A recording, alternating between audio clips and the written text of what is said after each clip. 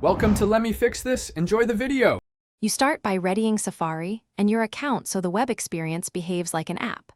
Open Settings, confirm cookies and JavaScript are enabled, and use a regular browsing tab instead of private mode. Sign into Messenger or Facebook credentials so your threads are accessible. This ensures notifications and attachments load correctly. Once done, pin the tab or keep the login active. This reduces repeated sign-ins and makes the next steps fast and reliable. Open Messenger, Com or Facebook. Com/messages in Safari. If features are missing, request the desktop site to expose the full interface. Sign in and then tap Share. Choose Add to Home Screen to create an app-like shortcut.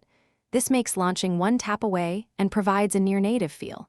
Make sure to grant camera and microphone access for calls and allow notifications when Safari prompts, because these permissions let you use voice, video, and real-time alerts with Launch Messenger from the home screen shortcut to use it like an app. Refresh the tab when messages lag to force sync.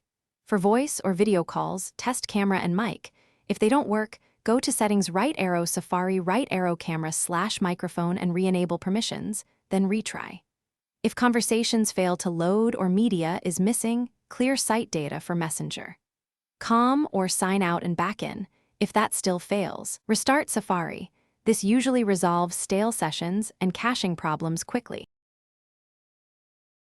Thanks for watching. If you found this helpful, don't forget to like and subscribe.